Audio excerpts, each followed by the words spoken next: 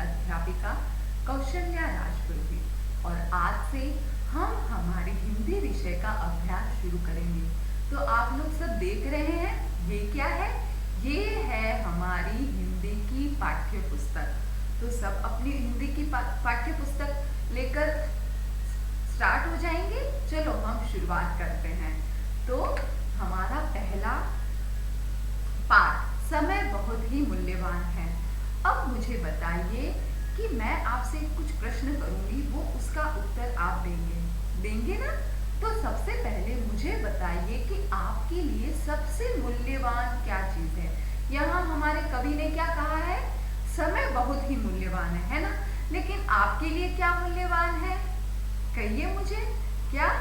अच्छा, कोई कहेगा मैडम हमारे लिए हमारे खिलौने मूल्यवान है, कोई कहेगा कि हमें हमारा परिवार मूल्यवान है, किसी के लिए कुछ, किसी के लिए कुछ। लेकिन हम सबके लिए एक सबसे मूल्यवान चीज है वो समय, क्योंकि बीता हुआ समय कभी भी वापस लौट के नहीं आता। इसीलिए तो कहा गया है काल करे सो आज कल, आज करे सो अब, पल में परले होवेगी बहुरी करेगो कब। इसका मतलब क्या है कि जो काम हम कल पे डालते हैं वो हमें आज करना चाहिए, और आज का काम अभी इसी वक्त शुरू करना चाहिए, क्योंकि कल का कोई भरोसा नहीं है। कब कौन सी दुविधा हम पे आन पड़े और हम हमारा काम ना कर पाए। इसीलिए हमें एक चीज का त्याग करना चाहिए। मुझे बताइए कि हम सबको एक कौन सी चीज का त्याग करना चाहिए? हमें हमारे आलस्य का त्याग करना चाहिए। जो हम आलस्य करते हैं ना, अच्छा आज पीडीएफ करना है, कल कर लूं मम्मा, परसों कर लूं, नहीं, अब से हम ऐसा नहीं करेंगे। हम हमारा हर एक कार्य समय पर ही पूरा करेंगे ना? हाँ। तो यहाँ देखो कवि क्या कहना चाहता है। यह कविता समय के महत्व को बताती है। जीवन की विविध स्थितियों में बच्चे आत्मविश्वास से जी सके, इसी को ध्यान में रखते हुए इस कविता का चयन किया गया है। ये कविता हम बच्चों को, हम सबको आत्मविश्वास से जीना सिखाती है। ये हमें ऐसे गुण सिखाती है जो हमारी जो भी लाइफ है, जीवन है, उसको बहुत ही सुंदर और सरल तरीके से हम जी सके। कौन कौन से गुण हैं? पहला गुण है मेहनत। मेहनत इंसान के लिए बहुत जरूरी है। दूसरा है समय का सदुपयोग। समय का या कोई भी काम समय पे करना, मतलब कि समय को वेस्ट नहीं करना। तीसरा है कि हमें परोपकारी बनना चाहिए, हमें औरों की मदद करनी चाहिए। और चौथा है कि हमें हमारा जीवन डिसिप्लिन से जीना चाहिए, मतलब कि हमें हर चीज व्यवस्थित करनी चाहिए और दुख में भी खुशी से रहना चाहिए, है ना? क्योंकि तकलीफें तो आनी है। तो इस कविता के माध्यम से हमें ये सारे गुण सीखने को मिलेंगे। तो बहुत ही सुंदर कविता है। तो क्या आप मेरे साथ में ये कविता सुनना चाहते हैं, सीखना चाहते हैं? चलो देखेंगे, लेकिन उससे पहले हम शब्दार्थ देखेंगे। इस कविता में क्या क्या कठिन शब्द है, क्या क्या नए शब्द है जो हमें देखने हैं। तो चलो उसकी चर्चा करें। चलो, पहला शब्द ही चर्चा है। चर्चा का मतलब जिक्र, वार्तालाप। जब हम वार्तालाप करते हैं, जब हम डिस्कशन करते हैं, किसी चीज की बात करते हैं, उसे क्या कहा जाता है? चर्चा करना। त्याग करना, छोड़ देना। जब हम कोई चीज छोड़ देते हैं, त्याग कर देते हैं, जैसे कि अगर मैं बहुत ही आलसी इंसान हूँ तो आज से मैं अपने आलस्य का त्याग करती हूँ। इसका मतलब क्या है कि अब से मैं आलस्य को छोड़ दूंगी, मैं अपना हर कार्य समय पर करूंगी। मूल्यवान, कीमती, विश्राम, आराम, सदा, हमेशा, किस्मत, भाग्य, है ना? विश्राम का मतलब है आराम करना, सदा जो चीज हमेशा रहती है, सदा, ऑलवेज। किस्मत, भाग्य, लक, जो हमारा भाग्य होता है, भाग्य उसी का ही साथ देता है जो मेहनत करता है। तो किस्मत का अर्थ क्या होता है? भाग्य। मोह, ममता, जो ममता होती है, प्रेम होता है, अफेक्शन होता है, जो हमारे माता पिता हमसे करते हैं, उसको क्या कहते हैं? ममता, मोह। खोजबीन, पता करना। जब हम किसी चीज का सर्च करते हैं, खोज करते हैं, जैसे कि गूगल पे आप लोग सर्च करते हो, खोज करना, खोजबीन करना, पता लगाना। पथिक, यात्री, ट्रैवलर, पथिक का मतलब होता है जो यात्री होता है, जो यात्रा करता है एक शहर से दूसरे शहर या एक जगह से दूसरी जगह, उसको क्या कहते हैं? पथिक। सज्जन, अच्छा व्यक्ति, जेंटलमैन। सज्जन व्यक्ति अच्छा व्यक्ति होता है जो दूसरों को तकलीफ नहीं देता है और वो सिर्फ अपने काम से मतलब रखता है और डिसिप्लिन रहता है, उसे क्या कहते हैं? सज्जन व्यक्ति। तो अब हम हमारी कविता शुरू करेंगे। कविता शुरू करने से पहले एक बार सब मिलके गाते हैं। समय बहुत ही मूल्यवान है, घूम लिए हम खूब बाग में, कर ली दुनिया की चर्चाएं, आओ बैठे झील किनारे, नए ढंग से पाठ पढ़ाए, तिनका तिनका चुनकर लाकर बयां घोंसला बुनती है, जो मेहनत हाथों से करते उनकी किस्मत बनती है। त्याग त्याग नींद का मोह सवेरे चिड़िया हमें जगाती है, मूल्यवान है समय बहुत ही हम सबको बतलाती है, दाना दाना खोज बीन कर चींटी अन्न जमा करती है, बुरे समय के लिए बचाओ यही शिक्षा हमको देती है। देखो कांटे ओढ़ पहनकर फूल सभी मुस्काते हैं, खिलते वही सुखी जो सहे मुसीबत, इन जैसे ही हंसते हंसते। नदी, इसी नदी को देखो बहती, कभी न रुकती दिन हो या शाम, और करो कुछ और बढ़ो, कहती लेती नहीं विश्राम। पीपल बरगद नीम के नीचे पथिक सदा करते आराम, सज्जन कभी न दुख देते, आते सदा सभी के काम। सावित्री परमार। तो हमारी कवियत्री क्या कहती है? ये बहुत ही सुंदर कविता लिखी है जिनमें उन्होंने हमें अच्छे अच्छे गुण सिखाए हैं। तो सबसे पहले वो क्या कह रही है? घूम लिए हम खूब बाग में, हमने बहुत बाग में घूम लिए, हमने बहुत मस्तियां कर ली, हमने दुनिया की बहुत चर्चाएं कर ली, बहुत बातें कर ली, आओ बैठे झील किनारे, नए ढंग से पाठ पढ़ाएं। और अब क्या कह रही है हमारी कवियत्री कि चलो झील किनारे बैठते हैं और मैं आपको जिंदगी का नया पाठ पढ़ाती हूँ, जिंदगी में जो महत्वपूर्ण चीजें हैं उनको बतलाती हूँ। सबसे पहले क्या कहती है कवित्री? तिनका तिनका चुन लाकर बयां घोंसला बुनती है, जो मेहनत हाथों से करते उनकी किस्मत बनती है। तो जो हमारा सेकंड स्टांजा है उसमें हमारी कवियत्री हमको मेहनत के बारे में बताती है, और मेहनत के बारे में बताते बताते बया एक तरह का पक्षी है जिसे आप कह सकते हैं वीवर बर्ड, जो एक एक तिनका लेकर अपना घोंसला बिल्कुल बुनता है। ये देखो आप देख सकते हैं यहाँ ये पूरा घोंसला बुना हुआ है। तो बया एक एक तिनका लेकर अपना घोंसला बुनती है।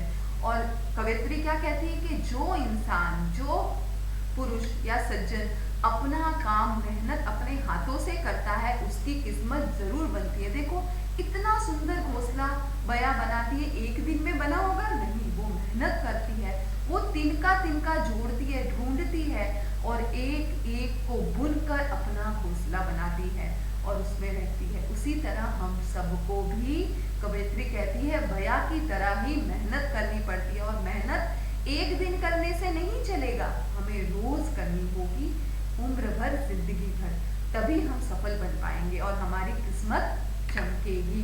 अब दूसरा क्या कहती है? त्याग नींद का मोह सवेरे चिड़िया हमें जगाती है, मूल्यवान है समय बहुत ही हम सबको बतलाती है।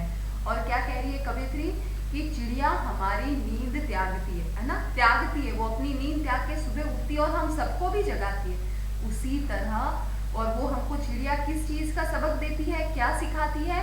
कि समय बहुत ही मूल्यवान है, इसे हमें सोते हुए नहीं गंवाना, इसे हमें आलस्य में नहीं गंवाना है, हमको हमारा काम शुरू करना है।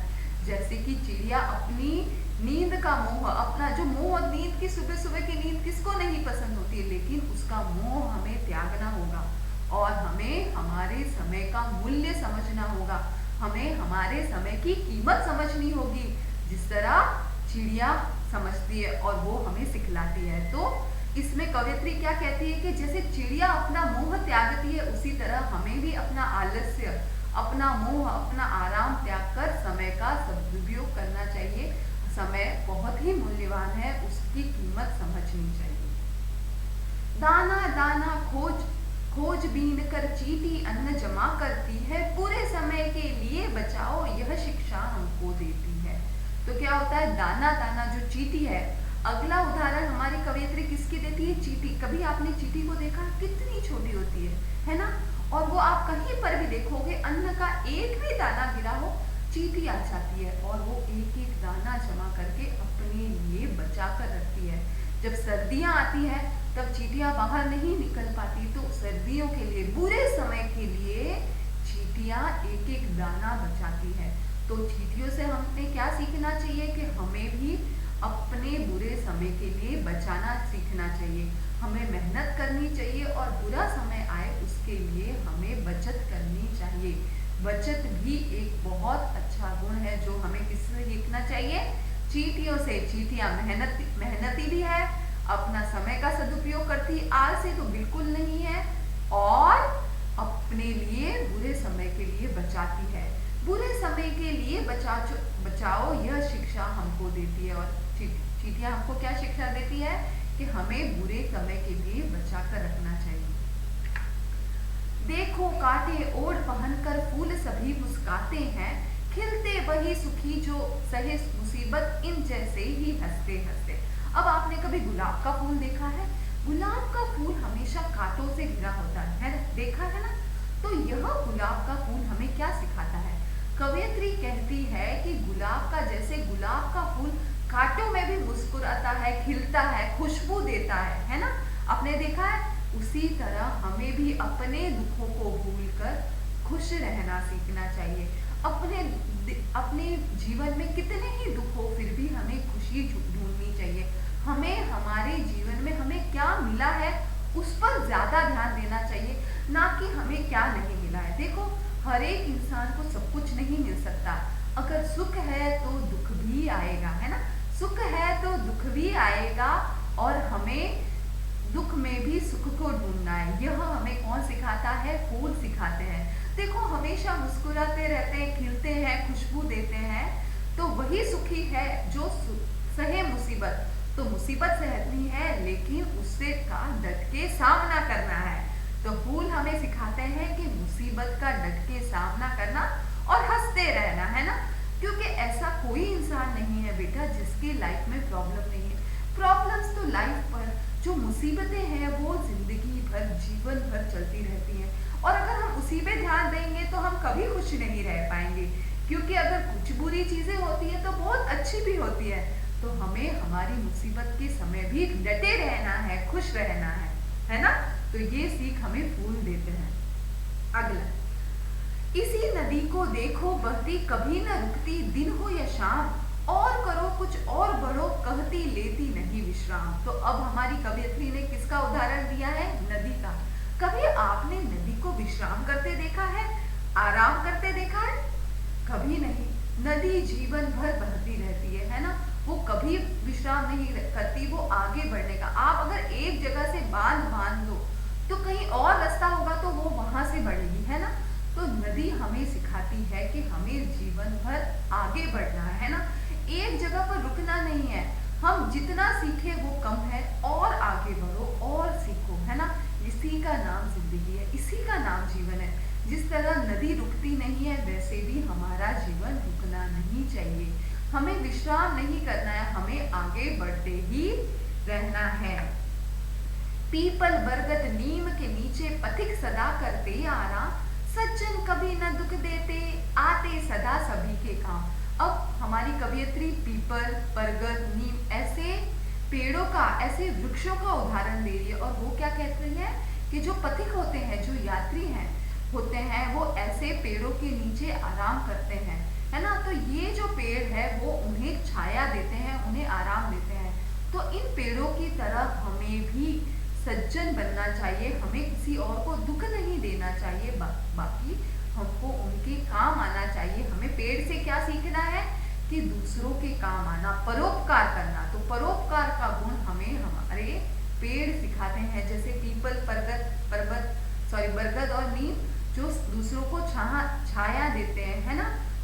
तो सज्जन व्यक्ति वही है, अच्छा व्यक्ति वही है जो दूसरों को दुख नहीं दे, जो दूसरों के जितना आ सके उतना काम आए। है। तो ये बहुत ही सुंदर कविता है जो हमारी सावित्री परमार कवयित्री ने लिखी है, और वो कहती है, वो इतने सुंदर गुण हमें सिखा रही है कि हमारा जीवन बिल्कुल मूल्यवान बन जाए।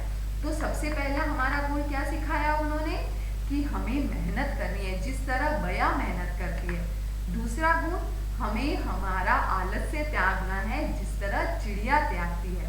तीसरा गुण, हमें दाना दाना बुनना है, मेहनत करनी है और चींटियों की तरह मुसीबत के समय बुरे वक्त के लिए बचाना है। अगला गुण, दुख में भी सुख ढूंढना, जैसे कि हमारे फूल ढूंढते हैं। और नदी की तरह कभी विश्राम नहीं करना, चलते जाना, रुकना नहीं है। और पीपल बरगद नीम इन वृक्षों की तरह हमें सज्जन बनना है, हमें परोपकारी बनना है। तो ये बहुत ही अच्छे गुण हमारी कवयित्री हमें इस कविता के माध्यम से सिखा रही है। और एक चीज है कि अगर हम इन रस्तों पे चलेंगे तो हमें कभी मुसीबत का सामना नहीं करना पड़ेगा। अगर मुसीबत आ भी जाएगी तो हमारे पास हौसला होगा उसका सामना करने का, है ना। तो ये बहुत ही प्यारे गुण है। तो अब हमें अपने जीवन में इनको लाना है। कौन कौन से गुण, समय का सदुपयोग, मेहनत, परोपकार, मुसीबत के लिए बचाना, है ना, और दुख में भी सुख का अनुभव करना, मतलब कि आत्मविश्वास बनाए रखना। तो मुझे लगता है कि आप सबको यह कविता बहुत पसंद आई। तो अब आपको क्या करना है, आपको इसके शब्दार्थ दो टाइम अपनी रफ कॉपी में लिखने हैं, और ये जो कविता है उसका 2 बार पठन करना है। अगली वीडियो में हम प्रश्न उत्तर और व्याकरण की चर्चा करेंगे।